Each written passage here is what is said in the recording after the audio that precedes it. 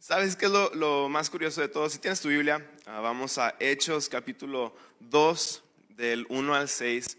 Y súper curioso, ayer de hecho estaba haciendo research de la iglesia, de qué estaban enseñando en estas semanas, y me di cuenta que es el mismo versículo que predicaron hace 2 semanas. Entonces, lo que sí te quiero decir es, no va a ser la misma plática, pero sí es como una continuación de la plática Traductores del Cielo. ¿Quién recuerda esa plática? ¿No? ¿Sí? 2 personas. Sí, no, sí, más. Entonces, va a ser como una parte 2 de esa plática y vamos a seguir hablando acerca de la función del Espíritu Santo en nuestra vida y de la iglesia, cómo funciona el Espíritu Santo el día de hoy. Así que Hechos capítulo 2 dice lo siguiente a partir del versículo 1. Dice, el día de Pentecostés todos los creyentes estaban reunidos en el mismo lugar.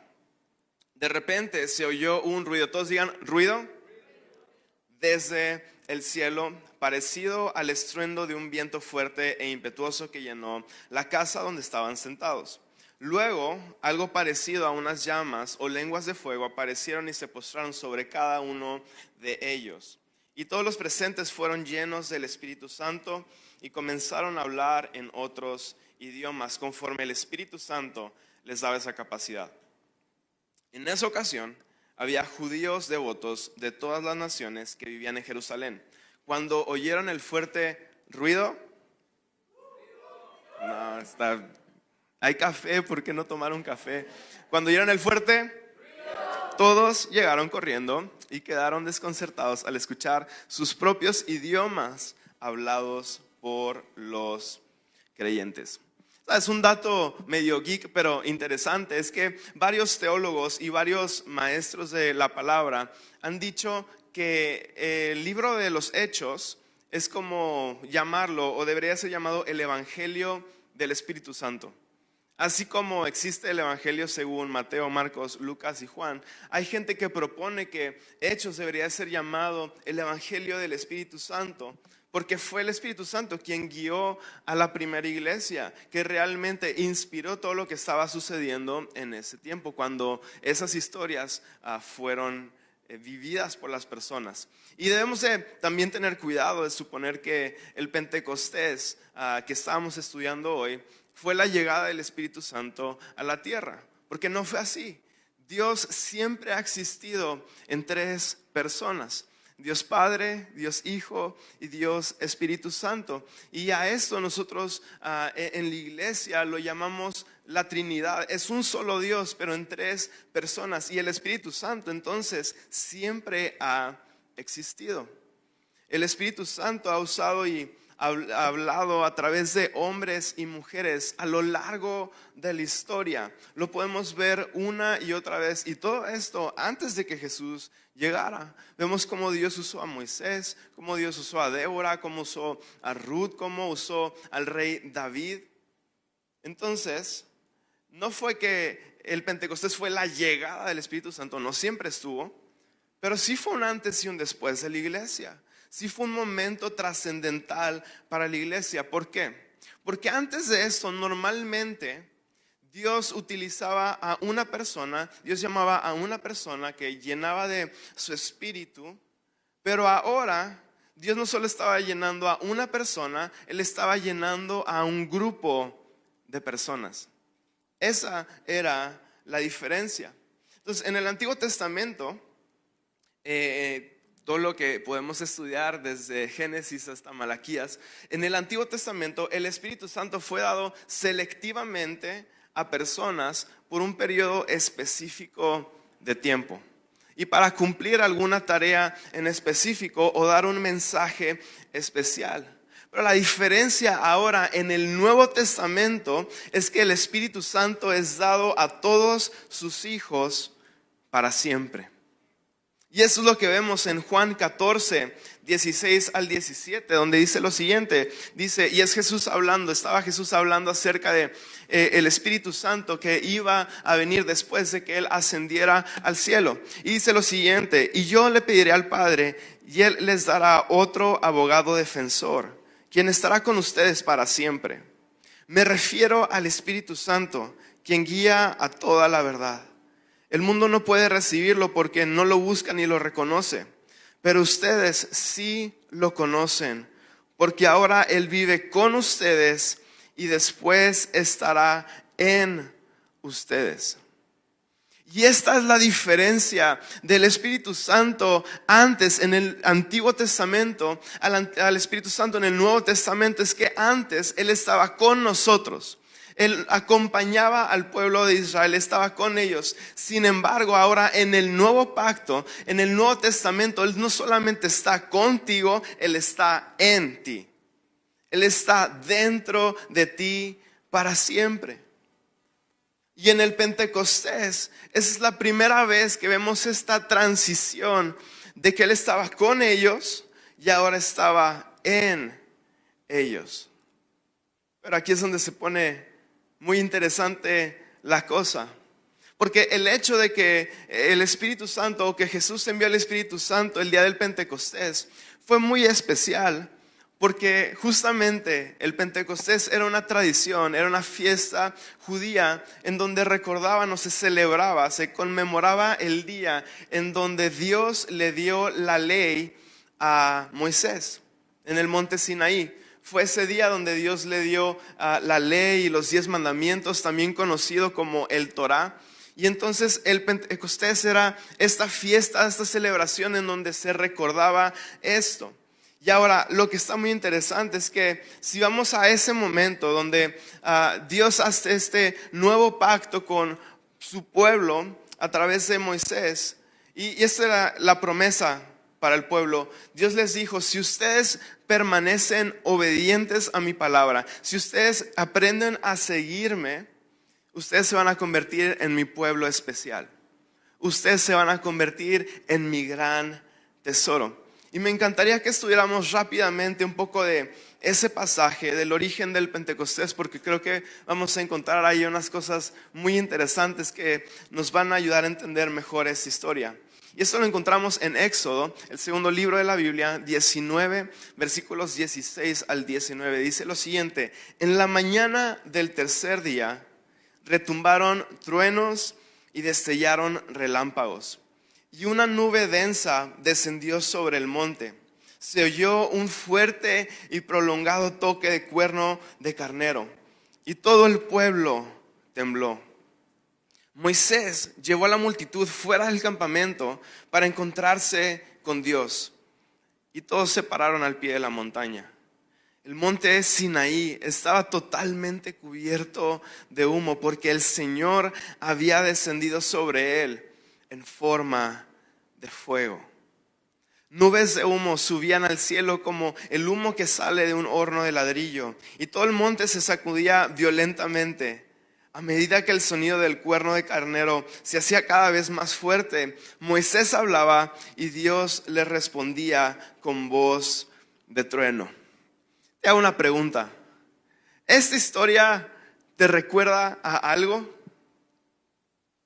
¿Ruido? ¿Temblor? ¿Dios desciende con forma de fuego?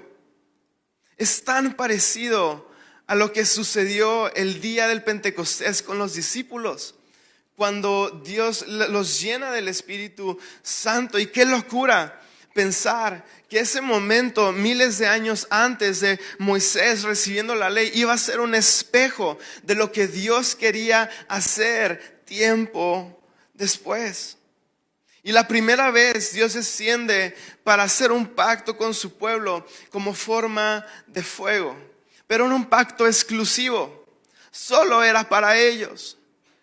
Pero la segunda vez que desciende como fuego es para hacer un pacto con su iglesia, en donde todos podemos ser parte. En donde tú y yo podemos ser parte, judíos y gentiles por igual. ¿Quiénes son los gentiles? Todas las personas que no nacieron en Israel. Y ahora todos nosotros podemos participar de esta nueva promesa, de este nuevo pacto, de ser llenos del Espíritu Santo.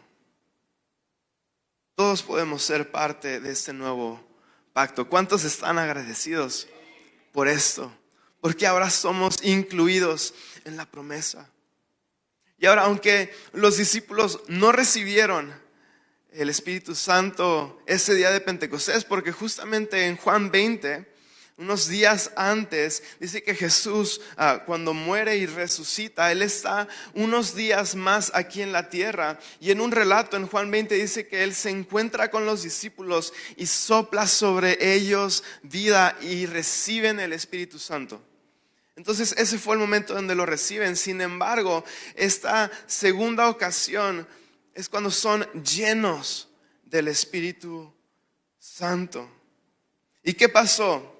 ¿Cuál fue el resultado cuando fueron llenos del Espíritu Santo? La Biblia nos dice que Dios les dio la capacidad de cumplir con poder y valentía la gran comisión, la gran encomienda que Jesús les había dado de compartir el Evangelio. Les dio la capacidad de hablar en otros idiomas para comunicar el Evangelio en el idioma que hablaban las personas que estaban alrededor de ellos. Eso es justamente lo que Walo estaba platicando hace un par de semanas. O sea que el Espíritu Santo es quien nos encomienda y quien nos habilita para poder hablar el mismo idioma de la gente que nos rodea.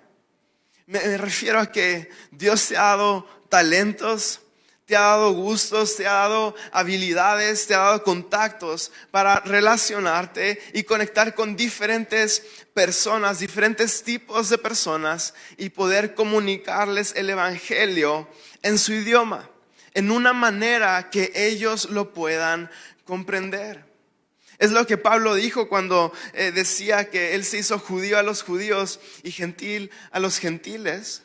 Él está diciendo, yo adopté la manera de ser de los judíos, las tradiciones de los judíos, la cultura de los judíos para poder alcanzar judíos. Pero también aprendí la cultura de los gentiles y cómo vivían ellos y cómo hablaban y cómo se relacionaban para poder alcanzar a los gentiles. Y esa sigue siendo la misma manera el día de hoy. Dios nos habilita, el Espíritu Santo nos habilita para poder comunicar su evangelio con la gente que nos rodea de una manera que ellos puedan comprenderlo. A lo que me refiero es que Dios te ha colocado en la familia que estás con un propósito.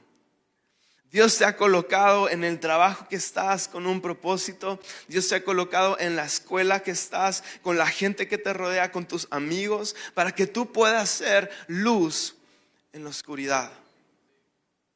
El propósito de ser llenos del Espíritu Santo es poder ser empoderados para servir y para cumplir con el llamado de Dios de extender su reino. ¿Y cómo lo hacemos? La Biblia en los evangelios una y otra vez nos enseña que la misión de Jesús se podía reducir a 2 palabras. Jesús vino al mundo a buscar y a rescatar. Esa era su misión. Eso es lo que Lucas nos dice. Jesús vino a buscar al perdido y a rescatar al oprimido. Y amigos, esta sigue siendo nuestra misma misión. Esto sigue siendo el propósito de nosotros como iglesia. Este sigue siendo la visión de Central.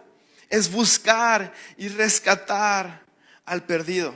Y esa es la razón por la que tú y yo somos una iglesia ruidosa. Y este es el título de mi plática que no sé por qué no había mencionado. Pero este es el título. Somos una iglesia ruidosa. ¿Por qué? Porque no podemos quedarnos callados. No podemos quedarnos con el mensaje que tenemos. No podemos quedarnos con las buenas noticias de que hay esperanza para el perdido, de que hay libertad para el que vive oprimido. Este es el mensaje que tenemos, de buscar y rescatar. Y es a través del Espíritu Santo que podemos hacerlo. Amigos, estamos en una misión. Y no nos vamos a detener hasta alcanzar esta ciudad en la cual Dios nos ha plantado. ¿Y cómo lo hacemos? Siendo luz en la oscuridad, en el contexto en el que tú estás el día de hoy. No tienes que ser misionero, no tienes que salir a las calles, solamente tienes que ser luz en el lugar en donde estás. Tienes que reflejar su gracia, reflejar su amor para que personas puedan encontrarse con Jesús. Debemos de cumplir con la encomienda que Él nos ha dado, que es ir y hacer discípulos a todos los lugares de la tierra y bautizarlos en el nombre del Padre, del Hijo y del Espíritu Santo. Y la forma en la que se ha hablado por tantos años de evangelizar, o al menos yo así crecí, es simplemente el hecho de evangelizar en las calles, que es ir a un parque y quizás hacer una obra y hablar con las personas, o ir tocando de casa en casa y entregar un folleto y hablar con ellos, preguntarles si puedes orar por ellos. Y créeme, esto es bueno. Deberíamos de hacer estas cosas, pero no es la única manera de evangelizar. Evangelizar es mucho más que eso. La gran comisión va mucho más allá. Evangelizar conlleva todo lo que somos y conlleva toda nuestra vida. Esa es la razón por la que es mi convicción que el mejor arte debe de salir de la iglesia, que los mejores empresarios deben de salir de la iglesia, que los mejores atletas deben de salir de la iglesia, que las mejores producciones deben de salir a la iglesia. ¿Por qué? Porque la iglesia tiene el Espíritu Santo. Y ese mismo Espíritu que creó las galaxias, el cosmos, que creó todo lo que existe, ya no está contigo, ahora está en ti. Él habita contigo. Y amigos, estamos llamados a hacer un impacto en cualquier lugar que sea nuestra esfera social. Así que, ¿cómo nos convertimos en una iglesia ruidosa? Número 1, haz ruido en el silencio. Haz ruido en el silencio. Y estoy hablando específicamente de 2 principios para nuestra vida, que es el ayuno y la oración. Es tener una vida de constante ayuno y oración. Sabes, si queremos hacer ruido con nuestra vida, necesitamos acercarnos a la fuente de vida. Necesitamos ser llenos de la fuente correcta. ¿Por qué? Porque no puedes ser luz en lo exterior si no tienes luz en lo interior. Si no puedes dar lo que no tienes. Y muchas veces estamos tan cansados, exhaustos en nuestra vida porque estamos tratando de dar algo que no tenemos. Y cuando hacemos esto es como escarbar en un pozo que no tiene agua. Así que antes de nosotros poder dar amor, antes de dar perdón, antes de dar gracia, necesitamos ser llenos de amor, llenos de gracia, llenos de perdón. Y esto sucede a través de la oración. Sucede a través de buscar a Dios intencionalmente, de ayunar. Y si nunca has escuchado este término, el ayuno prácticamente es una práctica en donde nos enfocamos en buscar en Dios. Es una manera de decirle a nuestro cuerpo, tú no me controlas. El Espíritu Santo controla todo lo que soy. El Espíritu Santo controla mi espíritu, controla mi alma y controla también los deseos que tiene mi cuerpo. Así que si quieres vivir una vida llena de propósito, en donde puedas influenciar a las personas que te rodean, todo comienza con intimidad con Dios. Honestamente, eso es lo más importante. Lo más importante en tu vida es buscar tener intimidad con Dios, porque todo nace de ahí. Todas las cosas que anhelas, todas las cosas que quieres, todos los problemas que no se han arreglado, no te estoy prometiendo que se van a arreglar, pero te estoy prometiendo que Dios no va a estar contigo, Él va a estar en ti y te va a ayudar a sobrellevar todas esas cosas que estás viviendo. Así que te hago un par de preguntas y no tienes que contestar porque son medio incómodas. Pero, ¿cuándo fue la última vez que pasaste tiempo con Dios? ¿Cuándo fue la última vez que lo buscaste en oración? Que apartaste un tiempo de tu día y que dices, no voy a quizá cocinar, no voy a comer y voy a dedicar este tiempo para buscar su presencia, para que Él me hable. ¿Cuándo fue la última vez que le pediste a Dios que te llenara con su Espíritu Santo? ¿Y sabes por qué es importante ser lleno del Espíritu Santo? Mira, el Espíritu Santo hace muchas cosas en nuestra vida, pero te quiero hablar rápidamente de 3. Número 1, el Espíritu Santo guía nuestro camino. Y sabes, esto lo vemos porque en Hechos podemos leer una y otra vez cómo el Espíritu Santo impedía que los discípulos fueran a una ciudad, o al contrario los decía que el Espíritu Santo los llevó a tal ciudad para poder predicar el Evangelio. Esto significa que el Espíritu Santo guía nuestros pasos. Hay algunos de ustedes que están en un momento tan trascendental en su vida, en donde tienen que tomar decisiones grandes, quizá si tener novia o con quién casarte, o quizá qué carrera quieres estudiar, o si es tiempo de cambiar de un trabajo a otro, y son decisiones importantes. Y para ese tipo de decisiones necesitamos al Espíritu Santo que nos guíe. También el Espíritu Santo nos recuerda las palabras de Jesús. No sé si te ha pasado que estás hablando con alguien y de repente empiezas a decirles quizá un versículo o una palabra que sientes que es de parte de Dios, y al final la persona está súper agradecida, se va y te quedas pensando, ¿y de dónde salió todo eso? Es el Espíritu Santo que nos recuerda sus palabras. Y no solamente para bendecir a otros, sino también cuando nosotros más las necesitamos. Cuando nosotros estamos pasando por un momento difícil, el Espíritu Santo es quien nos recuerda las palabras de Jesús. Y también nos llena de valentía y de poder. Una y otra vez vemos a la iglesia igual de Hechos, que tenía que ser a enfrentar oposición, que había gente que se levantaba en su contra. Y esa misma posición seguimos viviéndola el día de hoy, en donde no quieren que hablemos de nuestra fe, en donde no quieren que expongamos realmente lo que pensamos y nuestro amor por Dios. Pero el Espíritu Santo es quien nos da la valentía y el poder para hacerlo. Así que, como somos una iglesia ruidosa, número 2, haz ruido en comunidad. Haz ruido en comunidad. Es tan importante la comunidad. De hecho, eso dice que todos los creyentes estaban juntos. ¿Por qué? Porque cosas suceden cuando la iglesia se reúne.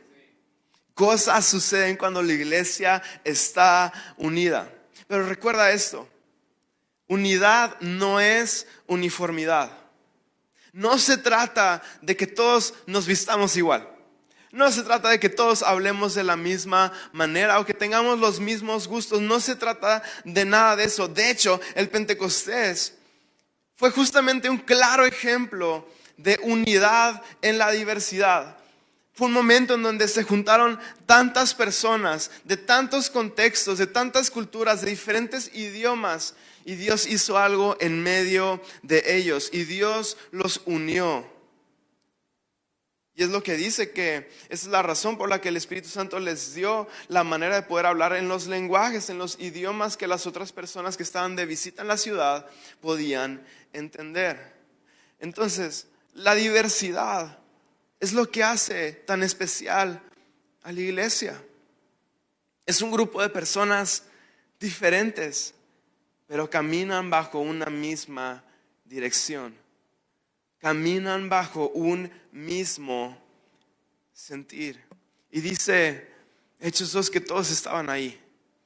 Y sabes, no eran algunos, no era la mitad de ellos. Dice que todos estaban en ese lugar. Y quizá tú te consideras una persona que no necesita comunidad. Quizá, como el comercial de Whiskas, tienes personalidad de gato. Y está bien, todos tenemos diferentes personalidades. Hay personas que tenemos un tanque social en donde estar con gente nos da energía. Y Y hay personas que estar con gente les drena energía. ¿Cuántos son de los que les drena la energía a la gente? Está bien, es nuestra personalidad, así somos. Pero recuerda que no fuiste diseñado para estar solo. Y aunque sea de esa manera, aunque tengas esa personalidad, que no tiene nada de malo, Dios te llamó a ser parte de la comunidad. Recuerda que Dios crea a Adán, lo pone en el jardín de Edén. ¿Y qué es lo primero que dice? No es bueno que el hombre esté solo. Necesita compañía. Así que no es bueno que estés solo. Esa es la razón por la que existen las reuniones de domingo, para que tú puedas venir y ser parte de una comunidad que te ama y que te abraza tal y como eres. Y número 3, estoy terminando mi mensaje del día de hoy. Si pudiera pasar la acústica y si podríamos quizá poner el pad, me encantó el pad. Número 3. Haz ruido en el desierto. ¿Sabes? ¿Es fácil o no? Es fácil seguir a Jesús cuando todo está bien.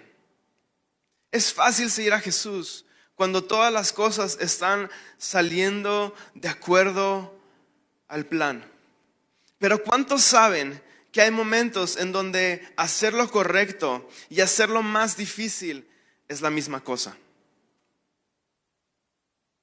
Y si somos honestos, hay días en donde preferiríamos que la gente no supiera que somos creyentes, que tenemos una relación con Jesús.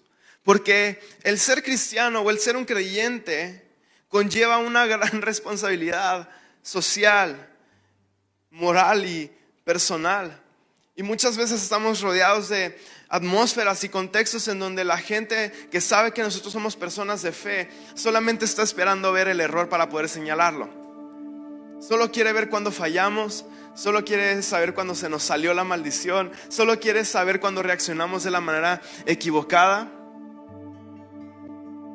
Y muchas veces preferimos ocultar nuestra fe en el trabajo, en la escuela o con nuestra familia. Pero amigos, es justamente en esos contextos en donde la luz de Jesús necesita brillar más fuerte. ¿Sabes? De nada sirve o es de muy poca función prender un foco de día en un cuarto alumbrado. Pero la magia sucede cuando estás en un lugar oscuro, en un sótano, prendes la luz y todo se alumbra. Por fin hay claridad. Y eso es lo que nuestra vida debe de representar. Así que cruzar desiertos nunca es fácil. Para nadie es fácil. Ni siquiera para Jesús fue fácil. Pero es el lugar en donde encontramos perspectiva. Es el lugar en donde encontramos carácter, en donde nuestra fe se desarrolla. Es donde aprendemos a confiar y a depender de Dios. ¿Sabes? Los desiertos nunca son sencillos, pero siempre son necesarios en nuestra vida. Son necesarios para llegarnos de un nivel al siguiente, de un paso al siguiente paso que Dios quiere para nuestra vida. Y te digo que el desierto no fue fácil ni siquiera para Jesús, porque recuerda que cuando Jesús es bautizado y sale del agua, se escucha una voz que dice: este es mi hijo amado en quien tengo tanta complacencia. ¿Y qué sucede después? Dice que el Espíritu lo llevó al desierto por 40 días, en donde fue tentado por el diablo. Y muchas veces tú y yo pensamos, bueno, pero es Jesús. Pero no diría que fue tentado por el diablo si no fueran realmente tentaciones para Jesús. Y de hecho la Biblia sí nos dice que Él venció las tentaciones para darnos un ejemplo a nosotros. Esto significa que fue difícil para Jesús. Fue un momento real en donde Él tenía hambre, en donde Él sabía todas las cosas que iban a pasar y de alguna manera el diablo se presentó y le da esta manera de evitar el dolor que tenía que pasar, evitar la separación que tenía que haber en la cruz con su Padre. Pero Jesús resistió la tentación, resistió al diablo y el diablo huyó. Y si tú hoy estás batallando con alguna tentación en tu vida, con alguna adicción en tu vida, ese es el secreto, tienes que resistir. No es fácil, no, claro que no, pero tienes que resistir al diablo, tienes que resistir la tentación, y cuando tú y yo resistimos, el diablo huye. Así que tenemos que entender que hay propósito en el desierto. Amigos, hay propósito en tu desierto, en lo que estás viviendo el día de hoy. ¿Y por qué no me acompañas poniéndote de pie? Estamos terminando el día de hoy.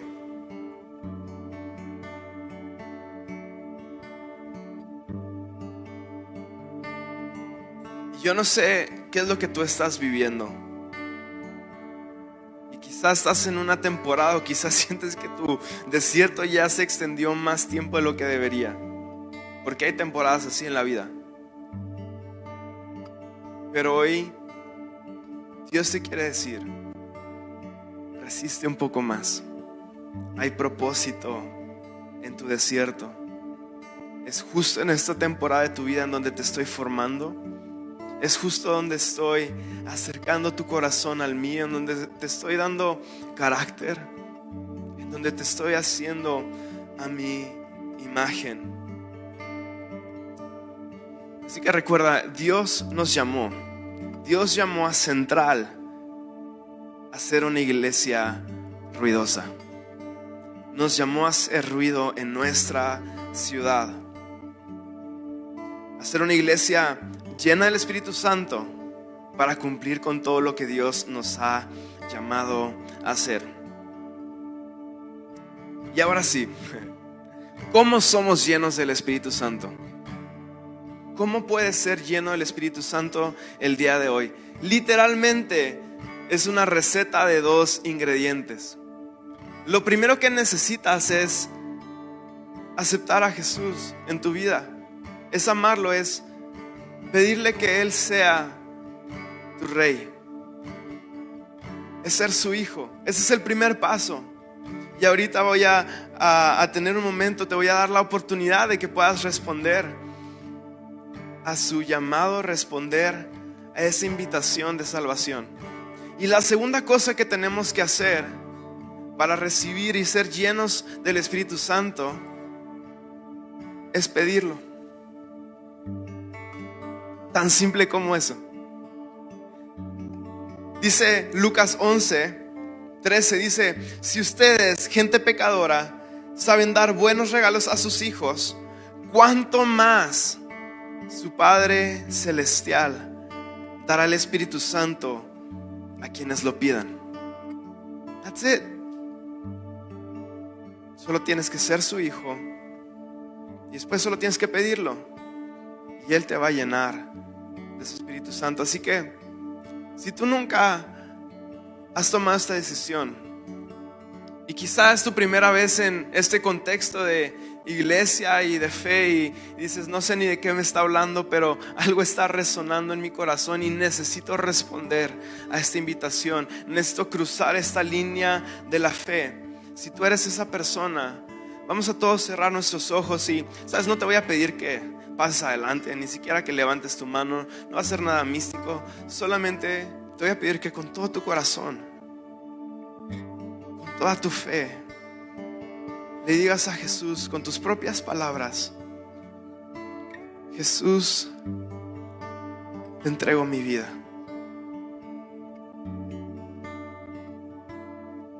Si tú estás aquí y quieres cruzar este camino, si quieres empezar en el camino de la fe, haz esta oración: Jesús, te doy mi vida. Acéptame en tu familia.